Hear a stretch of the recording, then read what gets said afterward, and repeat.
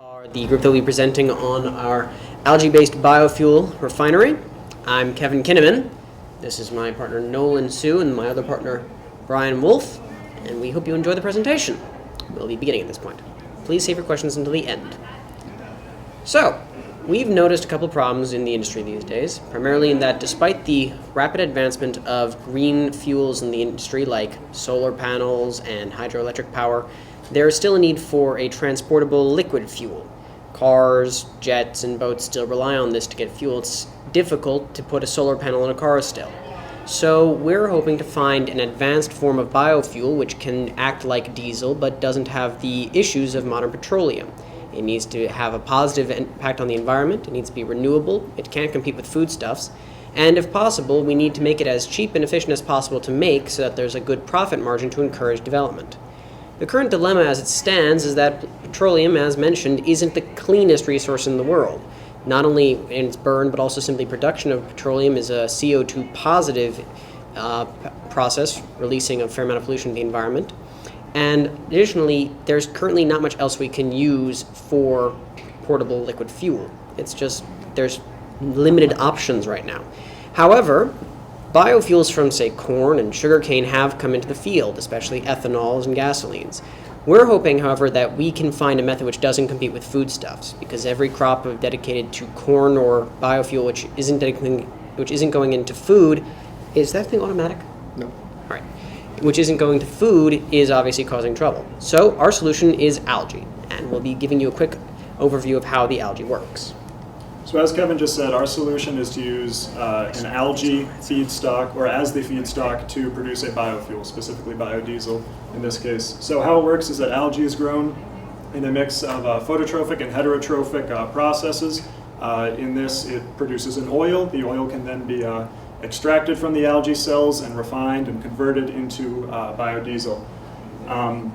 This biodiesel can then be sent to a refinery, refined, and then eventually sent out, sold to consumers. The profit for a process like this can be improved by government subsidies, specifically renewable index numbers, which we will go into detail on later. So, how do we get diesel from algae? Again, as we said, algae are plants. They're basically small plant-like organisms which can produce an oil. For our specific species of algae, there are many kinds, obviously. We decided to go with Nanochloropsis as our specific strain. The reason for this is a number of reasons. First of all, this strain of algae can be processed both heterotrophically and phototrophically, so by a photosynthetic process or a metabolic process. In addition, this specific strain of algae has a rather high lipid concentration per dry algae mass, which is obviously ideal considering the lipids are what is going to be converted into our final biodiesel product.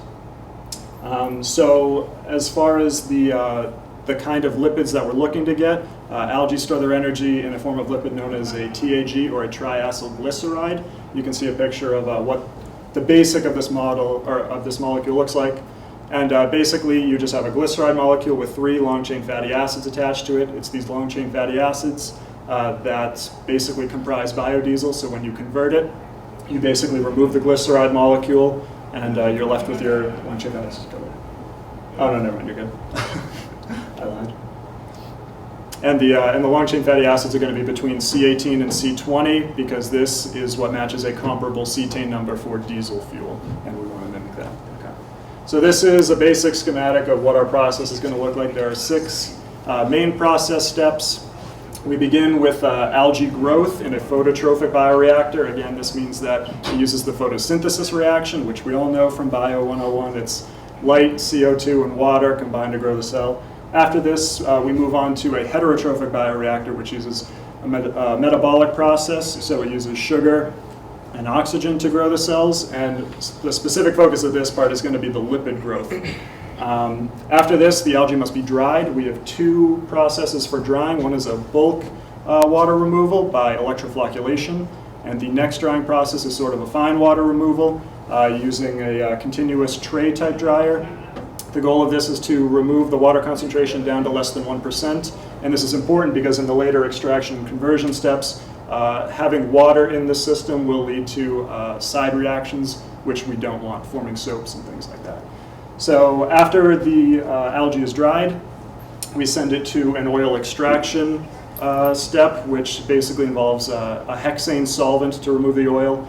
And after that, the oil is sent to the final step, which is the conversion to biodiesel by a transesterification reaction, which is a common process used to convert any oil into biodiesel, including vegetable oils, things like that. So I'm here to talk to you about the business plan. The most important part, how are we going to make money? Currently, algae-based technologies is inefficient. The heating process alone is extremely energy inefficient. Therefore, the cost to produce it does not outweigh the amount of money that can be made off of it. The way we're going to alleviate this is by combining with ExxonMobil at an oil refinery. With an oil refinery, we're provided with off-streams that they have, so heat, CO2, and water, as well as the expertise in land that Exxon can provide, while we're providing them with their own bio-renewable energy source, which kind of cuts down their cost of production as well. Our process currently produces 1,000 barrels per day. The reason we chose 1,000 barrels per day is that at 1 barrel per day, it's useless for the oil refinery. But at 1,000 barrels a day, we still maintain our pilot plant scale while giving a good amount of data to ExxonMobil. We hope to reduce costs by improving operational costs from ExxonMobil and then improve our sales of bio-renewable energy. So with that being said, welcome to Baytown, Texas. Baytown, Texas is where ExxonMobil Corporation largest oil refinery is located. And we've chosen Baytown, Texas for a couple of reasons. First of all, as we said, Exxon can provide that infrastructure and support that we need. Secondly, Texas has kind of a climate that stays the same throughout the year. We don't have to worry about any tornadoes or earthquakes too much. So we can easily create our equations to monitor all of our growth and our processes. In addition, the weather, as I said, is consistent. So the sunlight for the algae will be consistent, and we'll be able to actually grow at a rate consistently throughout the year. In addition, if you look back here, we're on a port. And that port will provide us transportation, which, as you know, or as some of us know, transportation is a large cost in the industry. If we're able to just take the transportation costs down, then once again, we remove operational costs. So we'll go into a few specifics here for our business model. The actual growing process of algae requires three things: water, CO2, and nutrients. With the CO2 being one of the more expensive feed sources, it's imperative that we can use the oil refinery's CO2, as they have a ton coming off just from their process. This will cut down the operational costs of growth and give us a little more boost in production. In addition, the oil refinery produces a lot of heat. It's one of their off streams, one of their byproducts. Unfortunately, we can use that in our heating cycle to kind of dry the algae, as Brian spoke about earlier, while not costing a fortune. And once again, we have the location of the ships and the docking, and Exxon has people, expertise, and experience to spare for us. At this point, we'll be starting with a quick technical summary of our process so you can understand the details of what goes on a little bit better. Okay, so perhaps the largest portion of our process comes with the bioreactors. So the point of the bioreactors obviously is to increase the cell count, grow the cells, but then in addition to increase the lipid concentration, because obviously it's the lipids that's going to make up our product. So the first phase of growth, if you remember there are two phases, is going to be the phototrophic algae growth. And again, this is focused on the algae growth portion. So how it works, it's a photosynthesis process, so light, CO2, water, and some other nutrients in there for the cells. The important thing here is that it's a carbon negative process, which is a rather important sort of intrinsic benefit that we're looking for. As far as growth medium is concerned, we've been following a Redfield ratio for our calculations, which is basically just an empirically derived ratio of carbon, nitrogen, phosphorus that can promote optimal algae growth, really. And basically at the end of the day, we expect over a residence time of 6 days to get an algae growth in the reactor of over 9 times by weight. After this point, the algae are then transferred to the heterotrophic growth phase, with a small portion being left in the reactors to seed the next batch of photoreactors. Go ahead. So the next part of the growth is going to be, as I said, a heterotrophic process, which is a metabolic process. So basically, instead of light and CO2, you use sugar as your carbon source and oxygen to promote growth.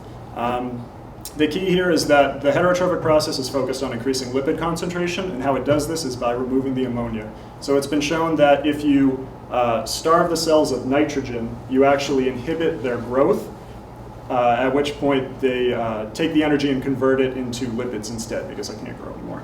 So that's what we're doing here. And basically, our outlet concentration that we're looking to get is 150 grams per liter. That's pretty standard, found in the literature, and we can do this over a residence time of 1 day, we found. Go ahead. And so these are just some visuals so you guys can see what we're talking about here. Here you can see a picture of a phototrophic bioreactor. Obviously, they're usually made out of glass to allow light to penetrate through, and they often have, the cylindrical shape is really to maintain a high surface area to volume ratio. Again, so that you can get a lot of light to penetrate through there. You usually don't see reactors any larger than 20 to 30 centimeters in diameter, really. So then, after the phototrophic part, they head over to the heterotrophic part, and here we see a small schematic, really, of a phototrophic leading into the heterotrophic reactors. The heterotrophic reactors are simply just steel tank batch reactors, really. They can be large, surface area to volume doesn't really matter. And just to give you guys an idea of the scale we're talking about here, in order to achieve 150 grams per liter concentration at the outlet over our 7-day period, we calculated that the reactor volume is going to need to be on the order of 28,000 cubic meters, which is kind of a lot. And based on the literature and stacking and organizing the batch reactors, we find that to take up an area of about 70 acres, which sounds like a lot of space, but compared to alternative methods using vegetable oil, corn, things like this, it's almost a full order of magnitude more efficient per acre, the biodiesel that we're getting out of it. So the next step that we've determined is the drying process. And the drying process will be done in 2 phases, the bulk water phase and the fine water phase. So for the bulk water phase, we messed around with a few ideas. Centrifugation and filtration came up. Unfortunately, nanochloropsis is a very small molecule for algae. It's on the nano scale. So filtration, there's no filter that can take our mass coming out per day with being durable enough. And centrifugation would be a huge capital cost to invest in. And if that breaks, our system has to shut down. So what we've chosen is an electroflocculation process, also known as electrocoagulation. It's a rather simple process. What happens is a small charge density is applied to a batch process, which causes the algae to aggregate together. Once it's aggregated together, the water can either be siphoned off, or you can scrape off the top of the algae if it's rise to the top in a slurry. Now, this net charge can be dangerous, so our process will be grounded after it's performed. However, it's a bulk water process that removes about 90% of the water, and we've determined that it will take about 12 batches to perform per day. And if we do this staggered, so 30 minutes per batch, 15 for the electroflocculation, 15 for the removal, that we can run this in about 6.5 hours for operating time. The next station we go to is the continuous tray dryer. So at this point, we have to do fine drying, removing that 10% left in the algae. We've determined that we don't want to do this in a batch process because that would be inefficient, doing process after process per day, and will be time consuming.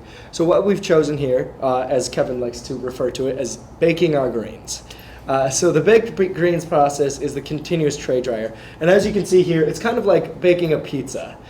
You've got a bunch of conveyor belts moving along for the algae that's put in continuously, and heat will be applied. Now this heat is from the oil refinery, from their off streams. This off stream will again cut our oil refinery costs from the 820,000 kilowatt hours per day that we may have to incur as an expense to about 0, because we can take that as an off stream. This also provides a low residence time and is very, very effective in drying our algae.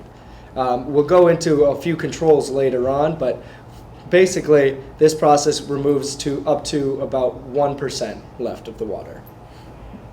Thank you for that color commentary, Noah. You're welcome. Once we have dried the algae properly, we then need to actually get our hands on the lipids. That's why we drew the algae in the first place.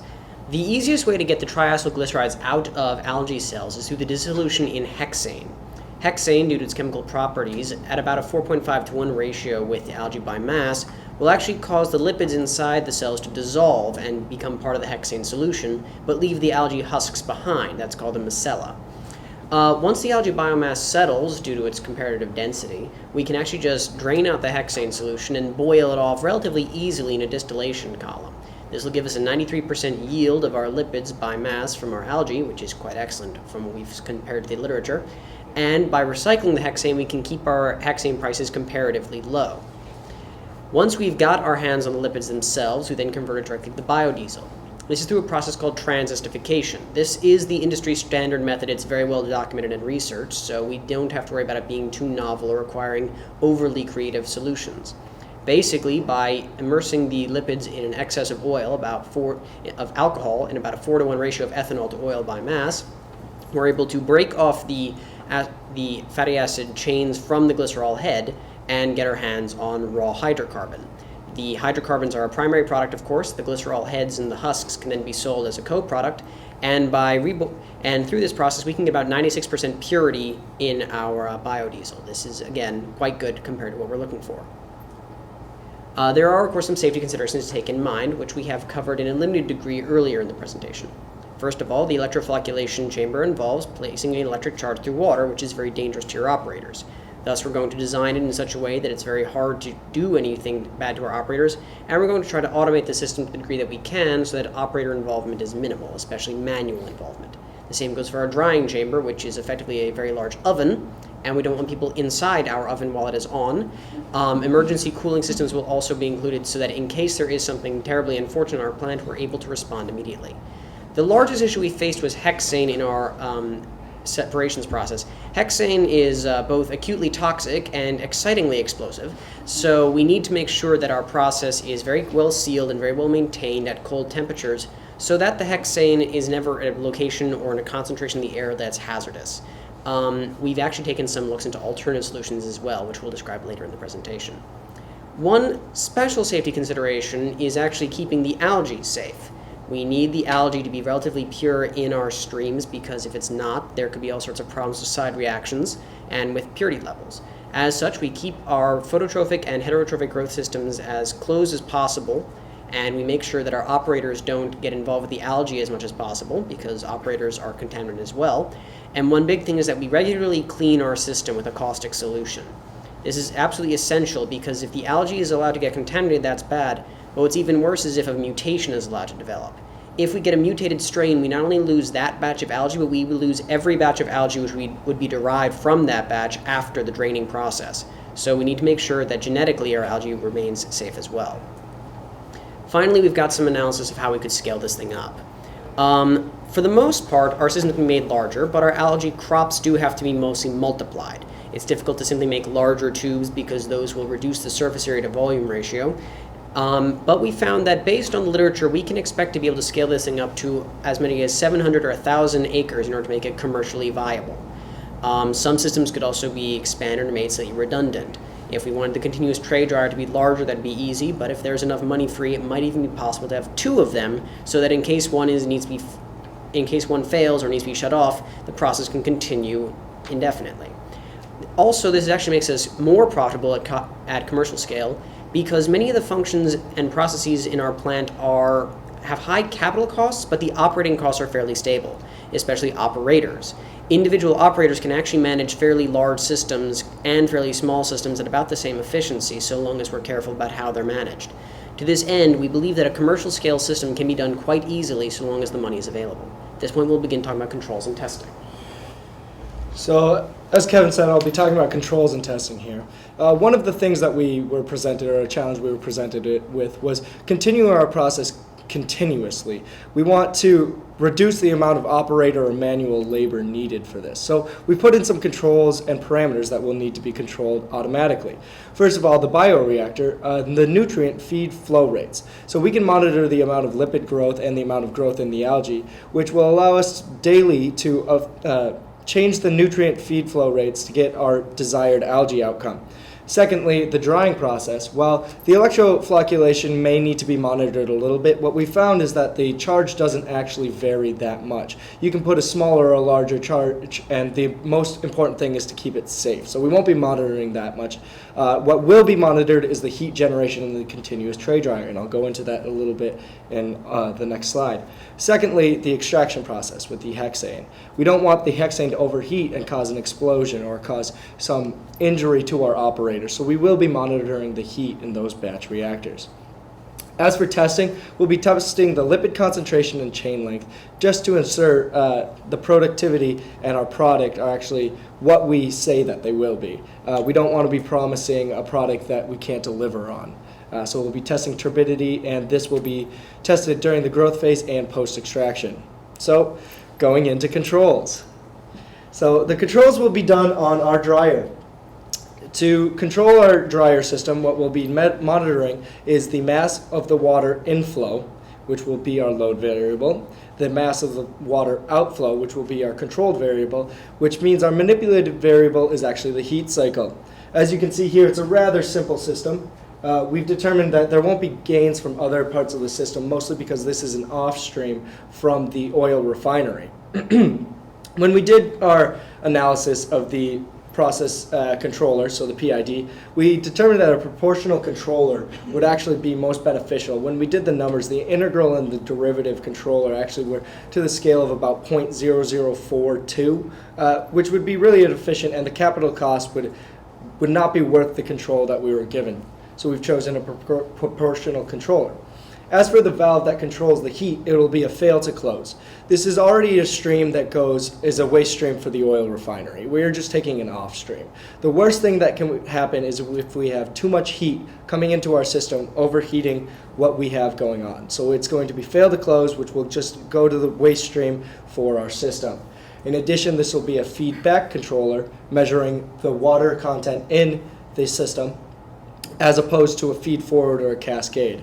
It is possible to make this feed forward or cascade, but that requires a math model that we simply do not have the math or the data on to create.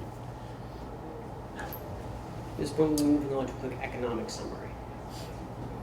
So before we dive too much into the numbers, I want to talk about a brief point or a topic known as RINs, or Renewable Identification Numbers. This is important to us because this is related to the legislation and government subsidies regarding biofuels.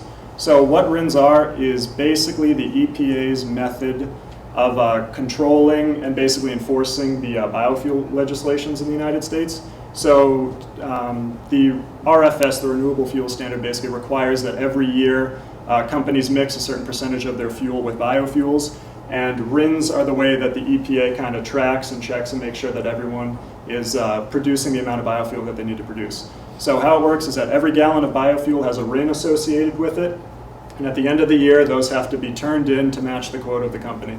Now, how RINs are structured is kind of funky.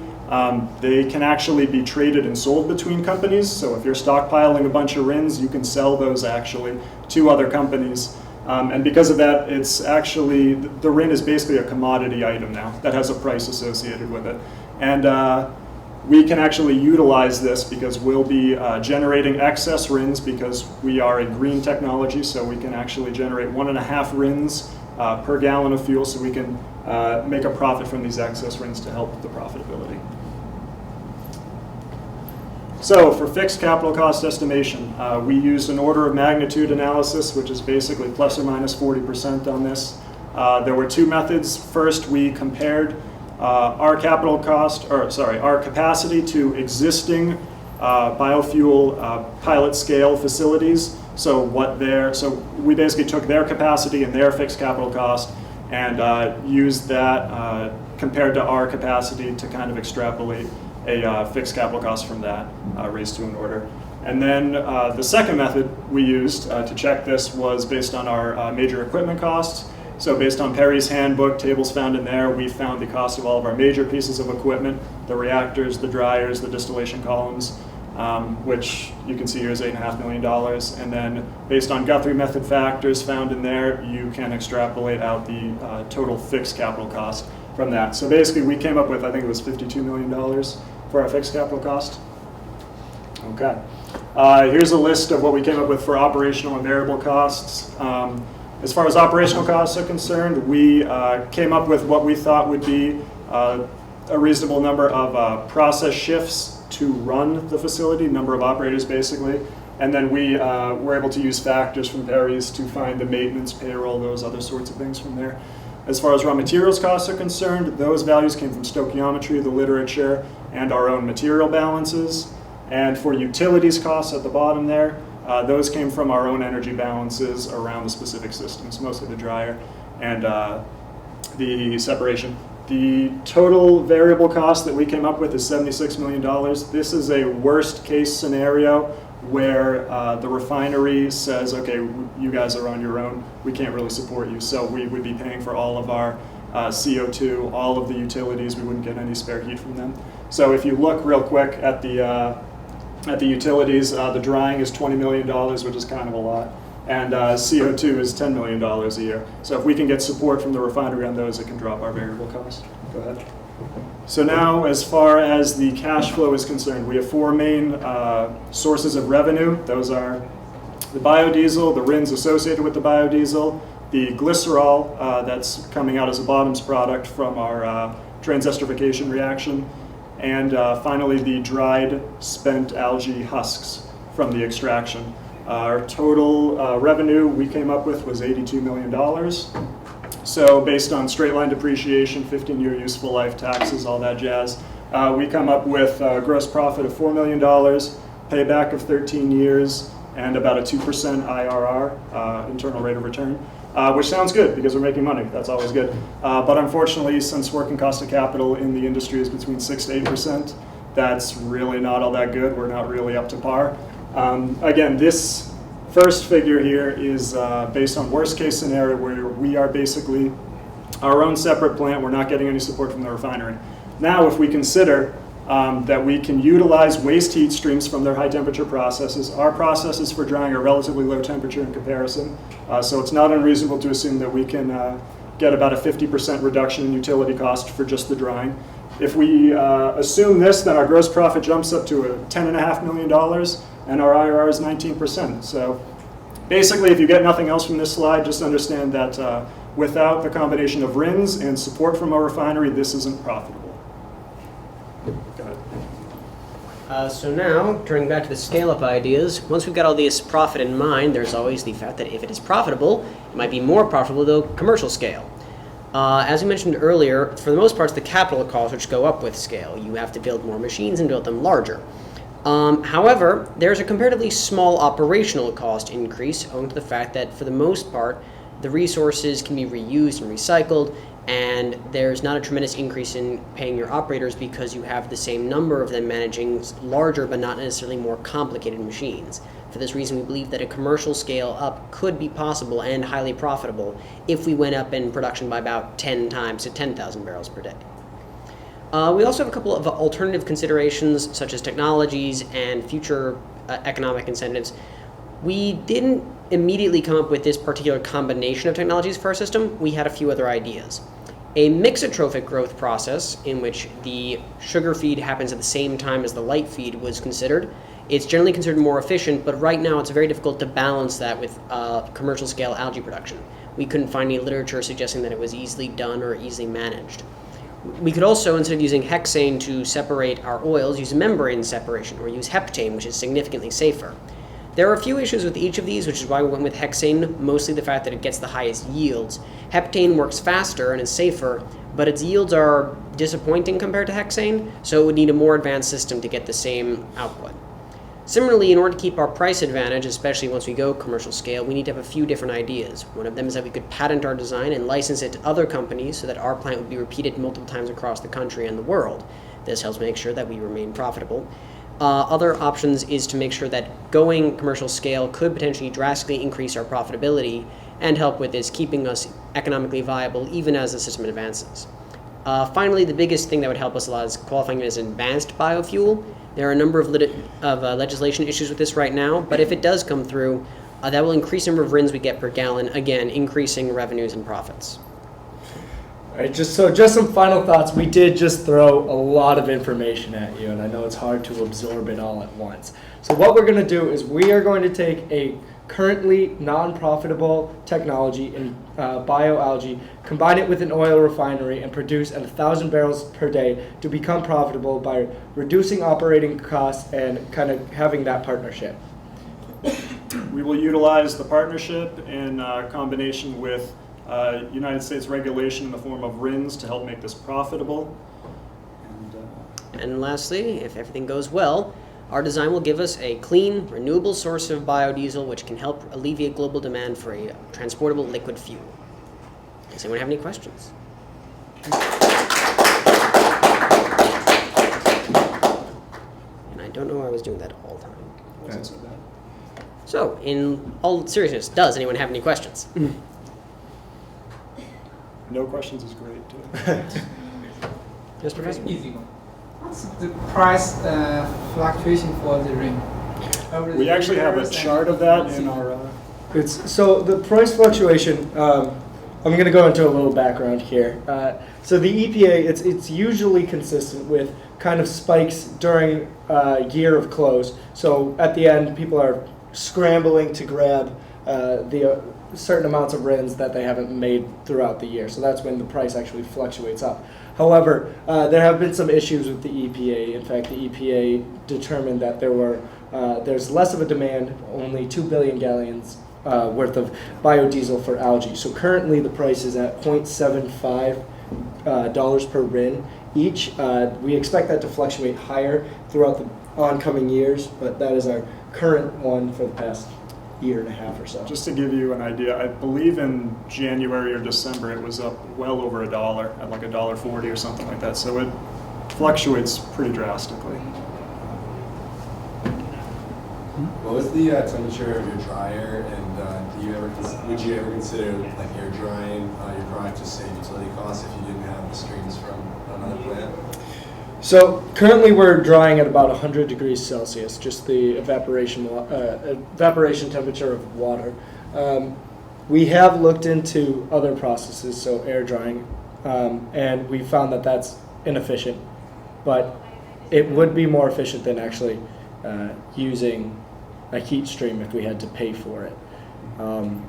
This is kind of the problem that people are running into with algae. The drying process takes a lot of energy, which makes it so inefficient. So we've looked into that currently, but as of now, it isn't a viable option.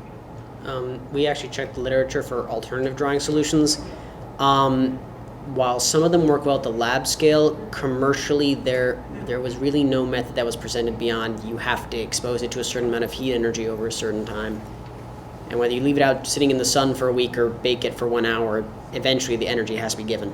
Yeah, the issue really is time. If you remove the heat, it's going to take a lot longer and slow down the process. So you need to have more capital costs, more dryers or something like that to make up for it. So. Any further questions? Julie? What inspired you to take this on? Well, the prompt was a big help. It was varied. As I recall, this is thinking back almost 9 months at this point, part of the reason that we were interested in it was we couldn't agree on what we wanted to do at first. And That's true.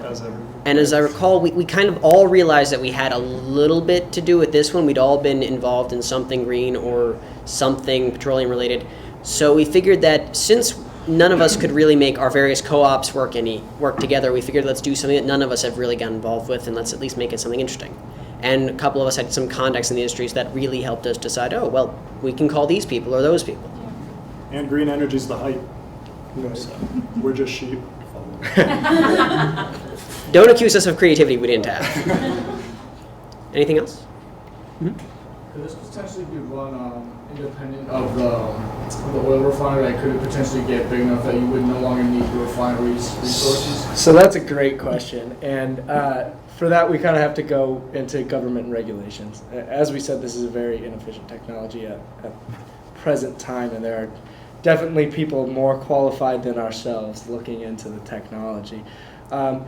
If the EPA does determine that algae is the new energy source, the new standard by which we should produce all oil. Then this would absolutely be economically viable, and we could do this independent of anyone.